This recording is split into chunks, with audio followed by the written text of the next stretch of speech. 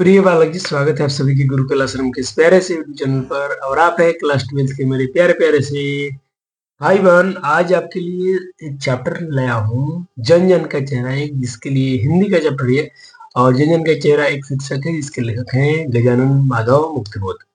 और चैप्टर थोड़ा सा, ये कविता जो है थोड़ा सा बड़ा कविता है, लेकिन इसके लिए थोड़ा समय लग गया।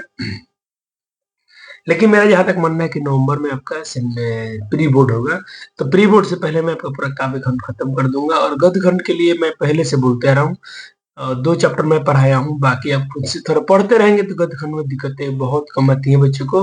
सिर्फ आपको थोड़ा पढ़ने होते हैं, पढ़ के उसके क्वेश्चन एमसीक्यू लगा लीजिएगा। जैसे मैं एक तरीका सिखा रहा हूँ, जैसे आपने कोई चैप्टर पढ़ा,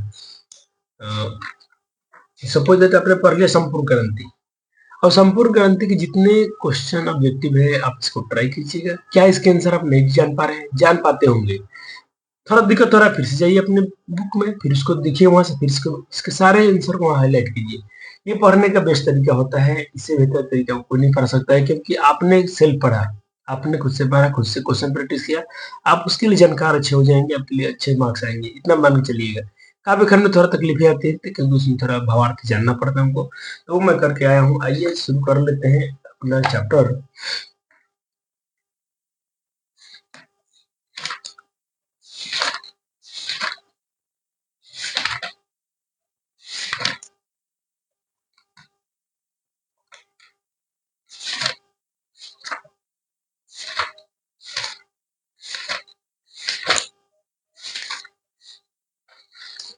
तो हम पढ़ेंगे चैप्टर जन जन का चेहरा। तो पहले हम उससे पहले पढ़ेंगे कवि का परिचय। चलिए, तो इनका जन्म और मृत्यु हर कवि का याद होना चाहिए, क्वेश्चन आ जाता है पेपर में। तो गजानन माधव मुक्तिबोध का जन्म जो हुआ था 13 नवंबर 1917 में हुआ था, और निधन का 11 सितंबर 1964 में हुआ था। जन्म स्थान का बताया शिवपुर, ग्वालियर, मध्य प्रदेश के हैं ये। और माता पिता जो इनके हैं, इन्होंने बताया इनकी पार्वती बाई है, और पिताजी इनके माधवराज मुक्तिबोध है। पेपर क्वेश्चन आ चुका है कि इनके पिताजी का नाम क्या है, तो माधवराज मुक्तिबोध बताइएगा। शिक्षा जो इनका था उज्जैन, विदिशा, उमझरा, सरदापुर आदि स्थानों पर प्रारंभिक शिक्षा हुआ। लेकिन 1930 में उज्जैन के माधवपुर कॉलेज से ग्वालियर बोर्ड की मिडिल परीक्षा में असफल हुए। तो क्वेश्चन पूछा जा सकता है कि ये किस परीक्षा में फेल हुए थे। तो ये ग्वालियर बोर्ड के मिडिल स्कूल परीक्षा में ये फेल हुए थे। फिर 31 में सफल हो गए, 1 साल बाद फिर पास हुए। फिर 1935 में इंटर भी किए, और 1937 में इंदौर होलकर कॉलेज में बीए में असफल, फिर दोबारा फेल हुए।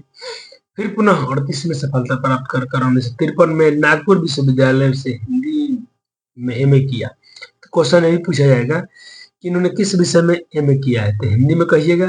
दूसरा क्वेश्चन ये भी हो सकता है कि ये किस विश्वविद्यालय से एमए किए हैं, तो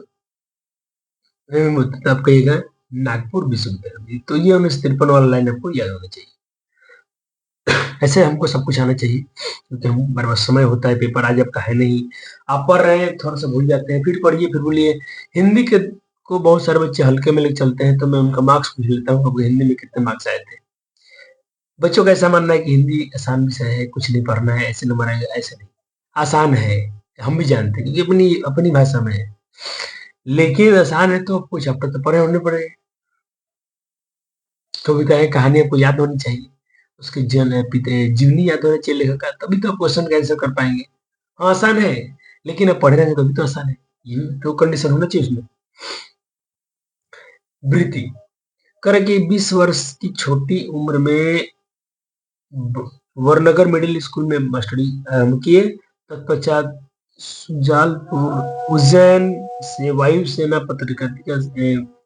पत्रकारिता से पार्टी तक, यानी वायुसेना में भी काम गए, फिर बच्चों को पढ़ाए भी, फिर पत्रकारिता भी की, यानी ये क्या बोलते हैं, मीडिया में भी क्या थी, अखबार में भी काम किए। और 1948 में नागपुर आए। नागपुर में प्रकाशन तथा सूचना विभाग में पत्रकार के रूप में अक्टूबर 1948 से 1965 तक रहे। फिर नागपुर में ही रेडियो के हिंदी प्रादेशिक सूचना विभाग में 1951 से 1956 तक रहे। 1956 में ही नागपुर से निकलने वाले पात्र नया खून के संपादन वाली पत्रिका में कौन काम किए हैं? तो ये काम किए हैं। तो ये क्वेश्चन मुझे अच्छा लगता है, आ सकता है परीक्षा में, तो ध्यान रखिएगा। नया खून वाला 1958 में नया खून से मुक्त हो गए, फिर वहां से पत्रिका से मुक्त हो गए, मतलब आजाद हो गए, वहां से हट गए, और अंततः 1958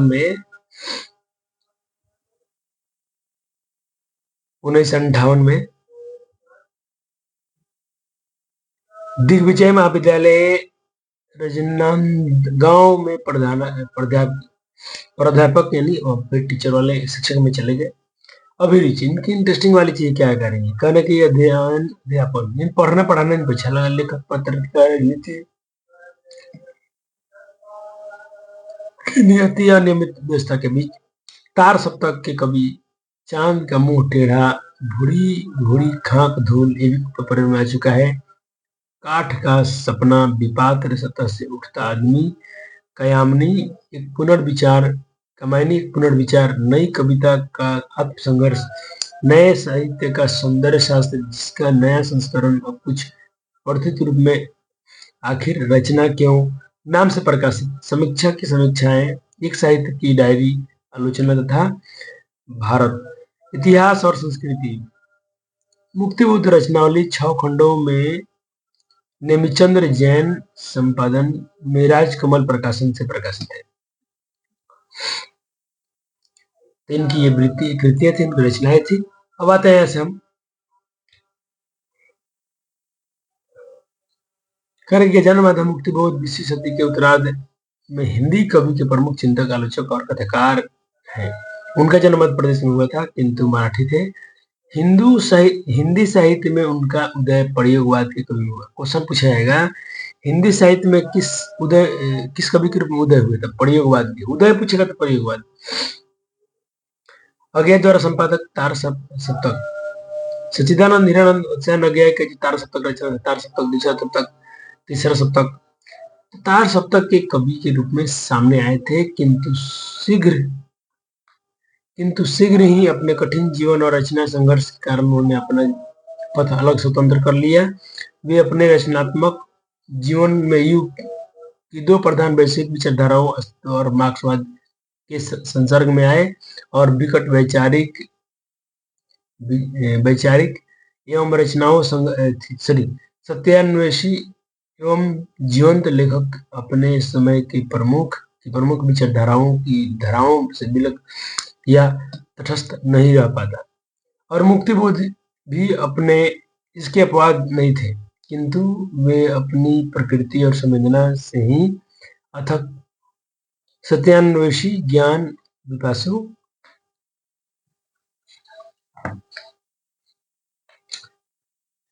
तथा साहसी खोजी थे।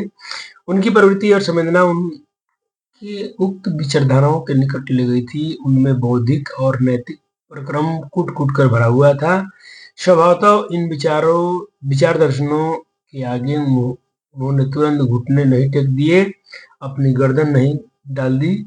उनसे अपने प्रश्नों और आपत्तियों के साथ अनवरत संघर्ष किया, और इस संघर्ष के बाद मार्क्सवाद को अपनी आस्था के रूप में उपार्जित किया। यही कारण है कि उनके साहित्य में कोई विचारधारा या दर्शन मेरा अनुवादित नहीं दिखता। वह कवि के अपने विचारधारा जिसका उसने ज्ञान, अनुभव और संवेदना द्वारा अपने ढंग से विकास किया हो, इसकी तरफ प्रतीत होता है।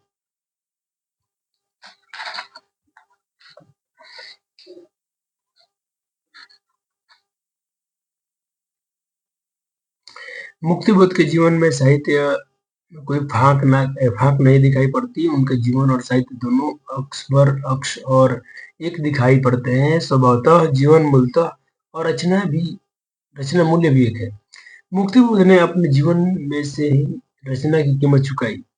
इस लिहाज से उनकी तुलना हिंदी की एक कवि है निराला, इनकी तुलना निराला से की जाती है।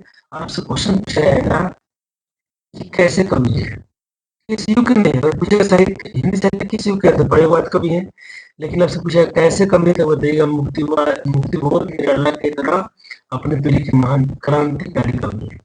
उन्होंने कविताएं लिखी, कहानियां लिखी, डायरिया रचना, एक उपन्यास भी लिखा, किंतु ये सभी साहित्य रूप में विधाएं अपने परंपरागत ढांचे का अतिक्रमण करती हैं। अतिक्रमण मुक्त बोध के विलक्षण अनुभव और तथ्य के कारण हुआ। उनका अध्ययन, पर्यवेक्षक अनुभव, संवेदन और यथार्थ बोध असाधारण और अद्वितीय। वे यथार्थ की सुपरिचित 40 सतह की अपनी प्रखर रचनात्मक दृष्टि से भेद एक ऐसी समग्रता में पकड़ते हैं कि पाठक हतप्रभ रह जाता है। यही कारण है कि उनकी दृष्टि तथ्यों के वर्तमान तक ही सीमित न रहकर उनके अदृष्ट अतीत और अलक्षण भविष्य तक भी पहुंचती है।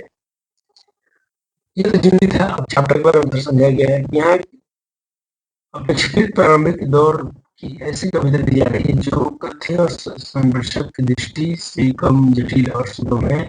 उन्होंने प्राय लंबी कविताएं लिखी।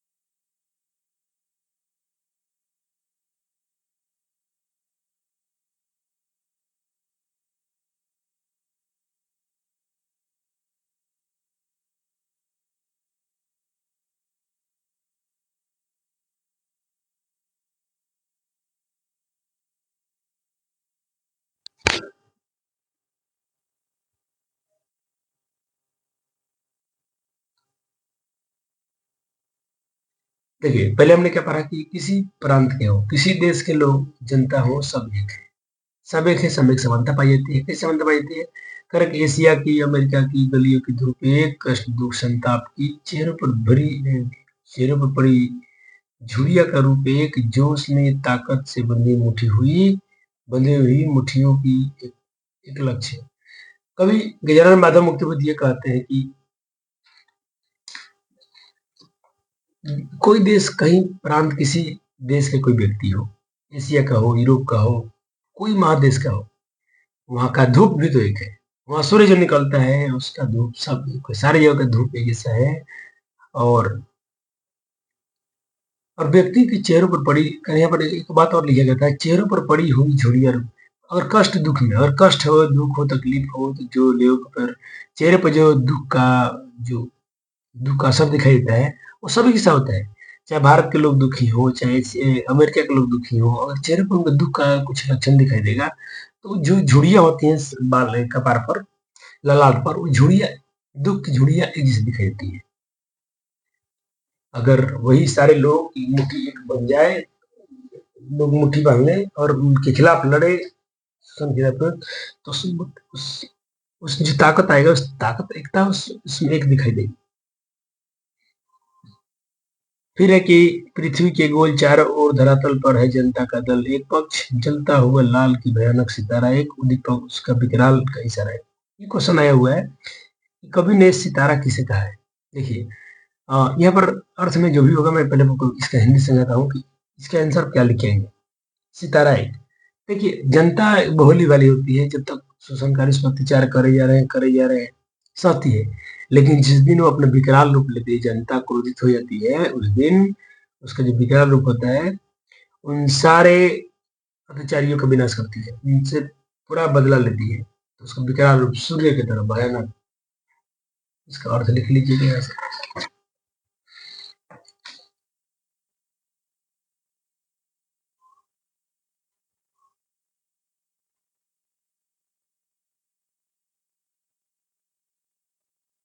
थोड़ा इसमें मैं करेक्शन करना चाहता था, लेकिन कोई बात नहीं, चलिए इसको मैं आंसर में करा दूंगा।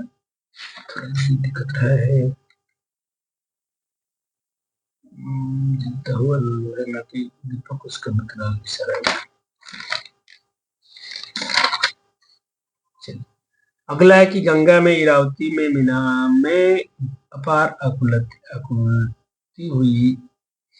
अकुलती हुई नील नदी, अमेजन मिसौरी में वेदना से गति हुई, बहती बहती हुई जिंदगी की धारा एक, प्यार का इशारा एक, क्रोध का दुधारा एक। ये क्वेश्चन आ चुका है प्यार। देखिए यहाँ पर ये मुख्य बात पहले सुनिएगा ध्यान, जो मैं समझाऊंगा उसको सुनेंगे तब आप पेपर में आराम से लिख देंगे। ऐसे मैं आंसर के लिए लाया हूँ, परेशानी होना है। देखिए गंगा है, कोई देश की कोई नदियां हो, कहीं की भी हो, अमेरिका की हो, यूरोप की हो, भारत की हो, कहीं देश की हो, नदी तालाब है, नदियां जो बहती है, सबकी धारा जो होती है एक होती है, क्योंकि सबकी नदियां जो बहती है ना, वो धरती को प्रेम से सिंचती हुई जीवन देते हुए चली जाती है। लेकिन वही धरती, वही नदियां जब बाढ़ आता है, भूकंप उसमें बाढ़ आता है, सुखाड़ आता है, तो जब बाढ़ आता है तो कितना लोग का जीवन भी तो नष्ट करती है। तो दो धाराएं हो गया, एक तरफ जीवन दे रही है, दूसरी तरफ उसका विनाश भी कर रही है। ये इसका मुख्य पॉइंट हो गया। अब आप यहाँ से पढ़ लीजिए। पृथ्वी का प्रसार अपनी सेनाओं से किए हुए गिरफ्तार, गहरी काली छायाएं प्रसार कर, खड़े हुए शत्रु के काले से पहाड़ पर, कला कला दुर्ग एक जन जन सुसक शत्रु है। जितने देखिए पृथ्वी का प्रसार अपनी, जितने लोग ये फैले हुए हैं शोषणकारी लोग पूरे दुनिया में, और अपनी सेनाओं से मतलब जो लोगों को मतलब शोषित कर रहे हैं, गिरफ्तार किए हुए हैं, उनके जो लोगों पर जो दुख छाए पसार कर बैठे हुए हैं, वो शत्रु जो है सब एक हैं, सारे के सारे एक हैं। ऐसा नहीं कि यहाँ का दुष्ट शोषणकारी अलग होता है, अलग देश का अलग होता है।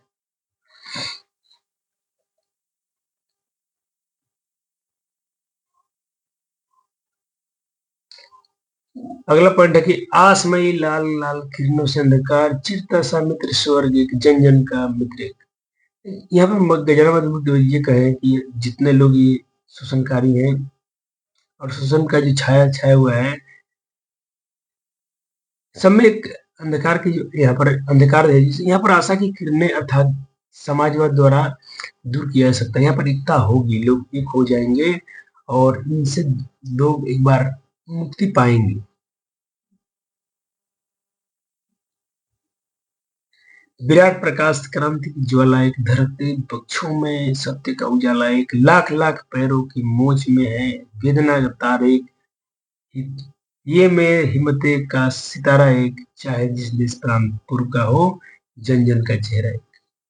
कारण कि बहुत सारे लोग में जो हृदय में जो धड़कन है और सत्य का जो एक सत्य, ये लोग में सत्य का जो एक लक्षण है, लाख लाख पैरों की मोच, लोग जो संघर्ष करते हैं उनके पैरों में जो एक दुख दर्द मोच जो भी है, उनके हृदय में जो वेदना है, दुख दर्द है, पीड़ा है, लेकिन उनका जो हिम्मत है, सारे लोग सितारे, सारे लोगों में जो हिम्मत है, और वो चाहे जिस देश के हैं, सब में हिम्मत है, हौसला है, साहस है उनका इन सबके लड़ने के लिए, इन सबसे लड़ने के लिए।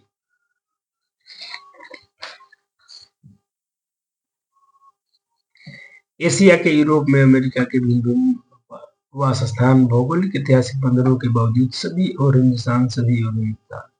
कभी ये कह रहे हैं कि मान लीजिए कहीं देश है, कोई भी देश है, एशिया कोई भी देश है, कहीं अलग अलग जगह है जो भौगोलिक और कुछ चीजें अलग अलग है, संस्कृति रूप से अलग है, फिर भी भारत की जीवन शैली से प्रभावित है। सब जगह भारत की जरूर दिखाई देती है। सभी और भाई बहने, सभी और भाई हैं, सभी और कन्हैया ने गाय चराई है। जिंदगी की मस्ती अकुलाती भोर, एक बंसी की धुन सभी और एक।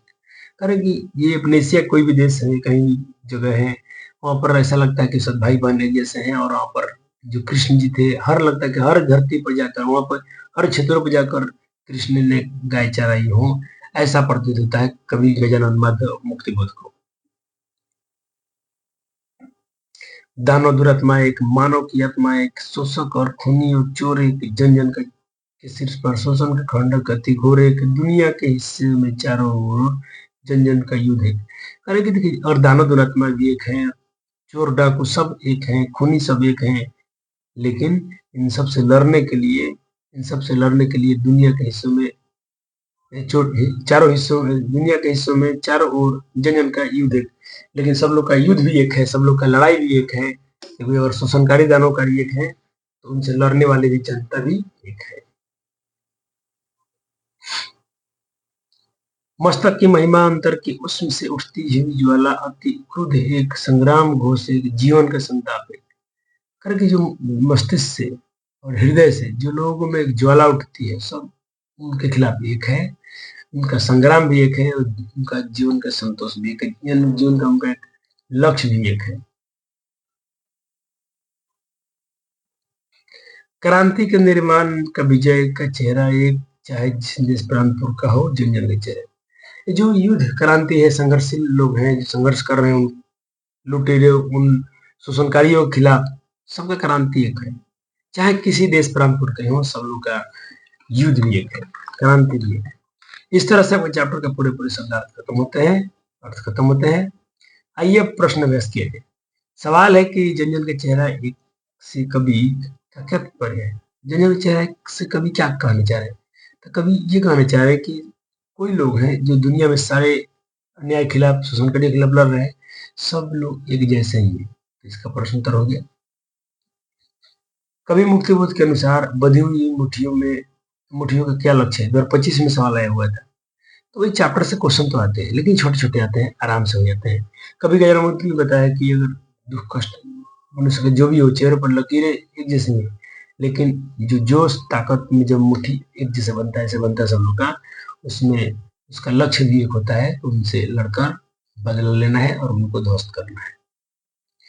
कवि के अनुसार सितारे को भयानक क्यों कहा गया? मैं बोला था शब्दार्थ में कि क्वेश्चन आया हुआ है परीक्षा में, और सितारे के इशारे का ये भी सवाल परीक्षा में आ चुका है। तो कभी गया मुक्तिबोध ने संपूर्ण विश्व की जनता को भयानक इसलिए कहा है कि जनता देखो भोली भाली है, लेकिन जब क्रोधित होती है, जब उनमें बदले की भावना आती है, तो ये इतना विकराल रूप लेती है सूर्य की तरह, मतलब सारे अत्याचारी को जलाकर खाक कर ही देती है, उनका विनाश कर ही देती है। नदियों की वेदना का क्या कारण है? नदियों की वेदना, कभी गजरानुद्दीन के अनुसार नदियों की वेदना का मतलब होता है मुख्य कारण संपूर्ण विश्व में मानव निर्मित संघर्ष करने। संपूर्ण देश में जो मानव के खिलाफ जो न्याय है, संघर्ष लोग कर रहे हैं, इसलिए नदियों में वेदना है। तो नदियों को तो बताया गया जीवन भी देती हैं और उनका विनाश भी करती है। इस तरह मनुष्य भी है, जब तक इन पर अत्याचार हो रहा है, सह रहे हैं, जिस दिन ये क्रोधित रूप लेंगे तो उनका विनाश करेंगे। दानव दुरात्मा से आप क्या अभिप्राय है? कभी देखिए, दानव दुरात्मा से ये अभिप्राय है कि जो लोग मध्यम वर्गीय कमजोर लोगों का शोषण करते हैं, वे देश के किसी प्रांत नगर के हों, वो शोषण करता है, दानव दुरात्मा सब एक है।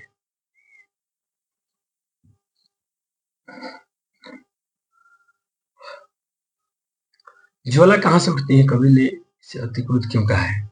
देखिए, ज्वाला जो उठती है ना, वो ज्वाला जो उठती है इंसान के मस्तिष्क से और हृदय की गहराई से उठती है। बस इसका मेन आंसर यही है। अब पूछा क्यों उठती है, तो उठेगी नहीं जब तक इंसान पर बहुत अत्याचार होगा, तो उनके भाई ज्वाला तो उठेगी ही अन्याय के खिलाफ। अतिक्रुद्ध इसलिए कहा गया है कि शोषित वर्ग के शोषण के विरुद्ध, ये आपको लाइन नहीं लिखना है, युद्ध, इसके विरुद्ध युद्ध है जिसमें जन जन का विजय अवश्य ही होती है, प्राप्त होती है। समूची दुनिया साल 2022 में समूची दुनिया में जन-जन का युद्ध ये क्यों चल रहा है? देखिए, आप किसी भी देश में चले जाइए, आज हम लोग भारत में हैं, देखिए सरकार के खिलाफ, वो लुटेरों के खिलाफ आज भी देखना आवाज़ उठता है, लोग आंदोलन करते हैं, क्रांति करते हैं। आपने आए दिन देखते हैं कि नहीं? हर दिन समाचार पत्रों में कुछ न कुछ आपको मिलते रहता है। जी हाँ, ये दंगा हुआ, अभी नेपाल में अभी जस्ट आपने देखा था। तो ये हर है, सब जगह चल रहा है ये। अब किसके लिए? अपने मूलभूत आवश्यकताओं के लिए। मूलभूत आवश्यकता क्या चाहिए? रोजी-रोटी रोटी, कपड़ा, मकान, शिक्षा, स्वास्थ्य, ये सब लोगों को मूलभूत फंडामेंटल आवश्यकता है, रिक्वायरमेंट है। इसके लिए तो भाई आवाज़ उठेगी ही उठेगी।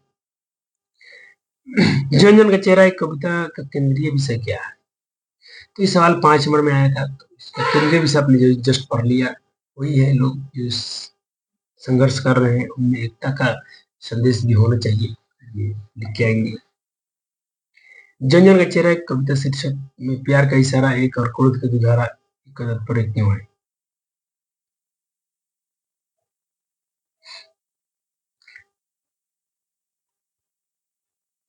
अगला सवाल है कि प्रेम पृथ्वी के प्रसार किन-किन लोगों से ना हो सके? भाई वही लोग हैं, जो अत्याचारी लोग फैले हैं, लोग कब्ज़ा किए हुए हैं, उन पर अत्याचार कर रहे हैं, उनकी सेना है।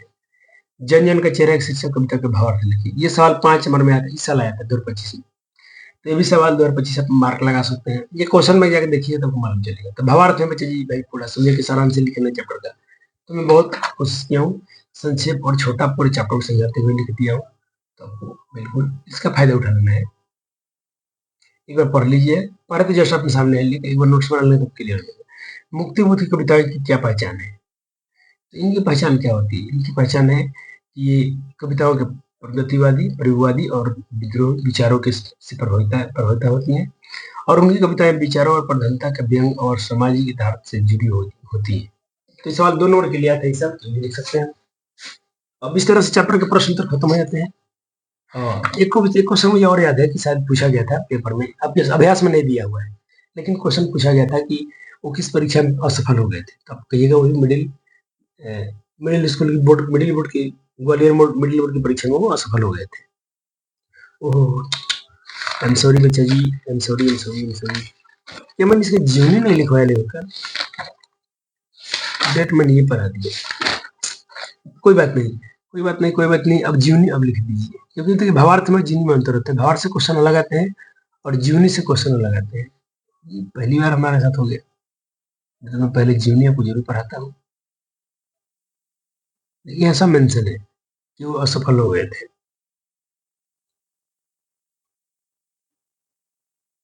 इधर के मत लिखेंगे, दूसरा पेज।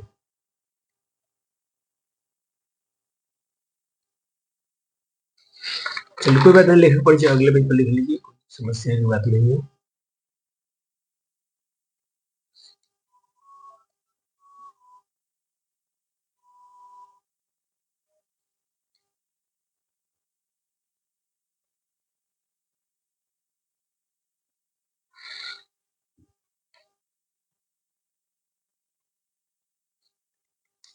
तो ये उनकी जीवनी था। आपने क्वेश्चन आंसर भी कर लिया, अपने चैप्टर भी पढ़ लिया। वही ऑब्जेक्टिव पेपर चलते हैं।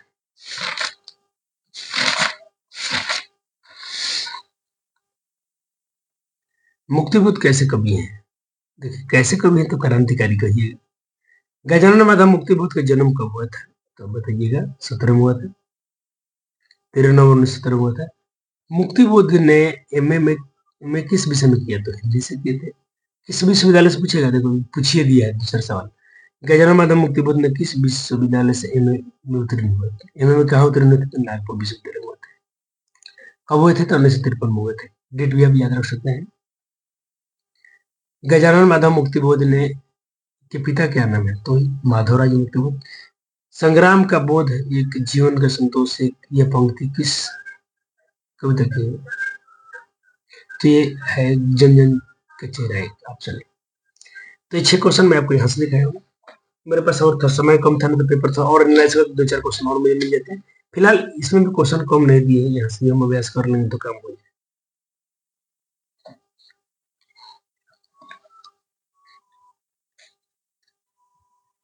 आज मैं आपको होमवर्क देने जा रहा हूँ। आज आप खुद से इसका टिक मारिए। तो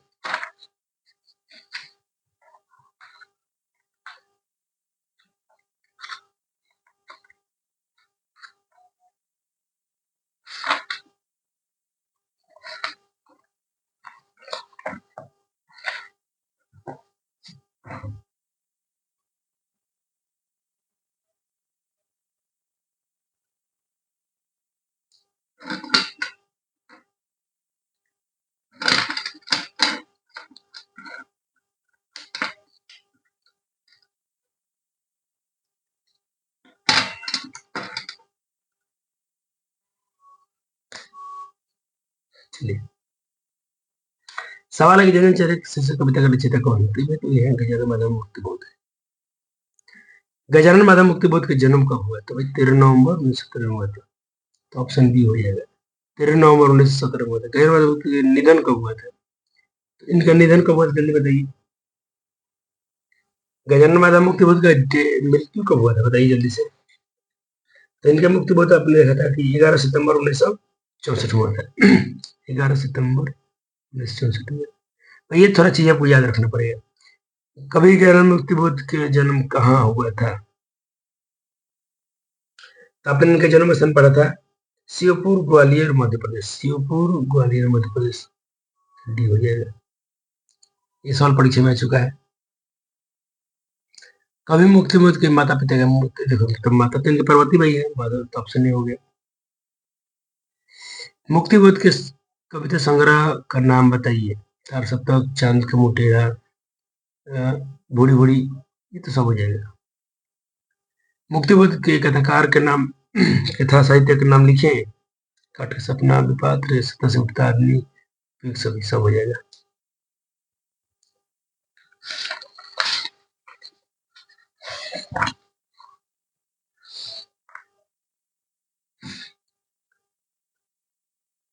किस कविता से उद्धृत है? कसमाई लाल किरण से अंधकार, चिरता हुआ मित्र के स्वर्ग, जन जन के चेहरे। ये तो आसानी सवाल है। मुक्तिबोध के जीवन मूल्य और रचना मूल्य कैसे है? दो है। 9 का आंसर वर्क कीजिए, तो जीवनी से क्वेश्चन है। तो मैं इसके एक बार आंसर की वेरीफाई कर लेता हूँ।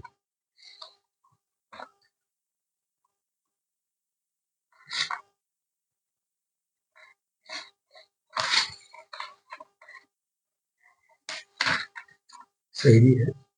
मूल्य कैसा है? एक। किसने लिखा है एशिया के रूप में? ये तो भाई लिखे हैं गजानन माधव मुक्तिबोध। चांद का मुटेरा कविता संग्रह किसने लिखा है? चांद का मुटेरा, ये भी है गजानन माधव मुक्तिबोध।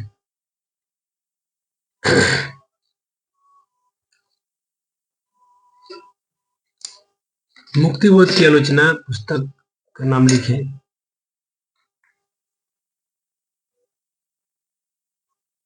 सब हो जाएगा फिर से। किस कविता में पंक्ति आई है एशिया के रूप में मेरी? वही तो आसान आसान प्रश्न है।